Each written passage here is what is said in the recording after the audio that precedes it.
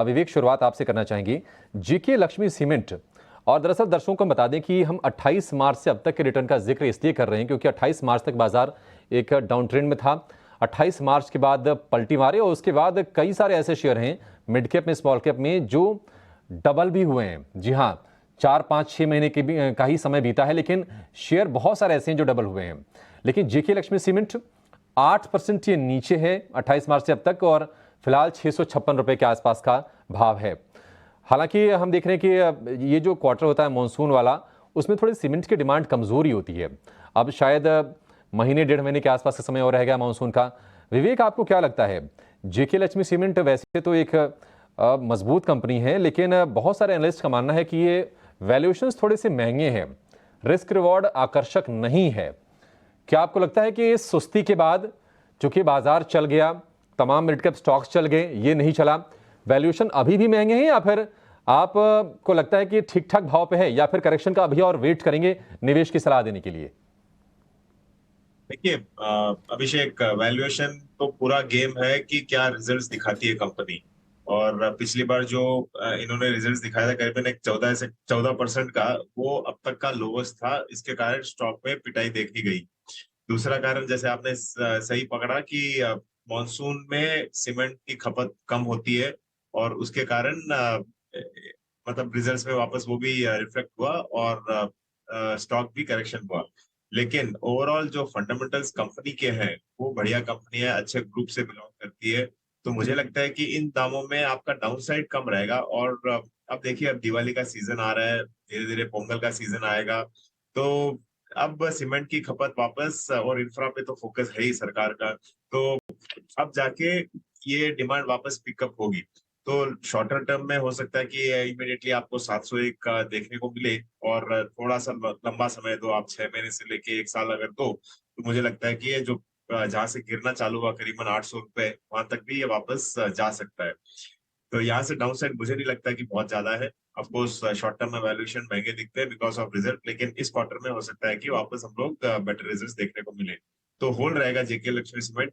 और overall cement पे भी मैं बुलिश हूँ, मतलब बहुत अग्रेसिवली नहीं, लेकिन हाँ, एटलीस्ट यहाँ से डाउन साइड बहुत कम।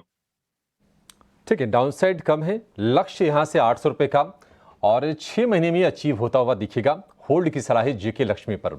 शेयर है कैंपस का, और कैंपस ने देखा कि परफॉर्म किया नहीं है। मतलब शेयर चला था, लिस्ट आई थिंक इसका आईपीओ भाव भी करीब करीब 300 रुपए के आसपास का ही था, और सवा साल के पहले ये मई 2022 में आईपीओ आया था, और 28 मार्च से अब तक का जो रिटर्न रहा है, हालांकि चर्चा में भी शेयर नहीं आया। बाकी अगर हम इस स्पेस की बात करें तो हमने मिर्जा की काफ़ी बात की, हमने रिलैक्सो की बात की, बाटा को लेकर खबरें भी आई, लेकिन कैंपस को लेकर ना कोई खबर आई, ना ये शेयर चला। और ये कहा जा रहा है कि FY24 की दूसरी छमाही में रिकवरी संभव है। हालांकि कंपटीशन जो बड़ा है इस स्पेस में, उसके चलते थोड़ा सा शेयर ये सुस्त रहा है। लेकिन विवेक, आपकी एनालिसिस क्या कहती है? कैंपस फिर से एक्टिव होगा ये? देखिए, जिस हिसाब से फुटवेयर स्टॉक्स गिरे थे ओवरऑल, आप अगर देखो तो बहुत ज्यादा अग्रेसिव मूवमेंट कोई भी स्टॉक में नहीं आया है, एक आध को छोड़ के। और कैंपस क्या है कि लिस्टिंग के बाद उस माहौल में एकदम डबल दामों में ये चला गया था, और वहां से वापस, जैसे आपने कहा, आईपीओ प्राइस लगभग उधर ही आ गया 50% करेक्शन के बाद। देखिए, आज भी इसका जो रिटर्न ऑन कैपिटल बोलते हैं वो करीबन 24% है। इसका डेट लेवल्स बहुत अच्छा है, और जो कलकत्ता में इनका फैक्ट्री है, ऑफकोर्स मैंने फिजिकली नहीं देखा है, लेकिन रिपोर्ट्स के अनुसार और इनके जो प्रोडक्ट्स भी है, ये ऑलमोस्ट आपको समझ लीजिए कि इंडियन भाव में आपको नाइकी का प्रोडक्ट मिल रहा है। तो ये स्पेस ऐसा है कि आगे चल के, और स्पोर्ट्स वेयर में आपको रुचि रहेगी, और आगे चल के यहाँ से अब आईपीओ के नीचे नहीं, मतलब आईपीओ के आजू बाजू आ गया प्राइस के, यहाँ से बहुत नीचे नहीं जाएगा। लेकिन हाँ, थोड़ा आप उसको अगर टाइम देते हो तो ये आपको रिकवरी देके आराम से निकलेगा।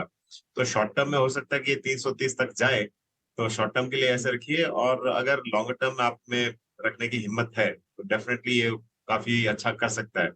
मतलब डाउन साइड मुझे बहुत ही मिनिमल दिख रहा है, तो बाई कीजिए शॉर्ट टर्म के लिए 330 रुपए।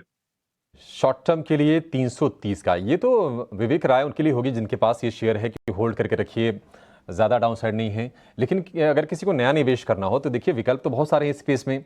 क्या उस पैमाने पर कैंपस फिट बैठती है? सही विकल्प होगा ये? कैंपस आई थिंक ले सकते हैं, मतलब फ्रेश अगर बाई भी कोई करे तो श्योरली इसको ले सकते हैं। एक्चुअली एक और स्टॉक था मेरे रडार पे, खादिम करके, वो बढ़ गया है, तो इसके लिए अब मुझे ऑल्टरनेटिवली अगर देखना पड़ेगा तो मैं कैंपस की ओर देखूँ। कैंपस का क्वालिटी चेक हो गया विवेक जी की तरफ से।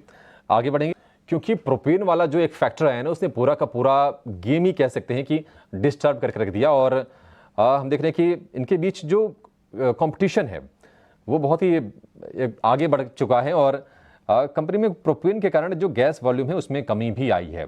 गुजरात गैस, विवेक जी, यहाँ से कैसा माहौल बनेगा? क्या कोई एक्शन लौटेगा? गैस में उबाल होगा या नहीं? डेफिनेटली आपको इसको रखना चाहिए, इनफैक्ट होल्ड करो इसको। और मुझे लग रहा है कि यहाँ से डाउन साइड अब बहुत कम रहेगा, और ये आपको ऊपर की तरफ अगर जाता है तो आराम से 520 रुपए तक भी ये दिखा सकता है। मतलब मैं इसकी सिर्फ फेयर वैल्यूएशन की बात कर रहा हूँ। और जो गैस में फोकस है आगे चल के, ये जितने भी स्टॉक्स है सारे के सारे हाइड्रोजन पे भी फोकस कर रहे हैं। और आज की रिपोर्ट भी है कि एक कैबिनेट में पॉलिसी आने वाली है जहां पे आपको कंपलसरी हाइड्रोजन गैस पे भी फोकस करना होगा। तो लॉन्गर टर्म के लिए बढ़िया कंपनी है ये।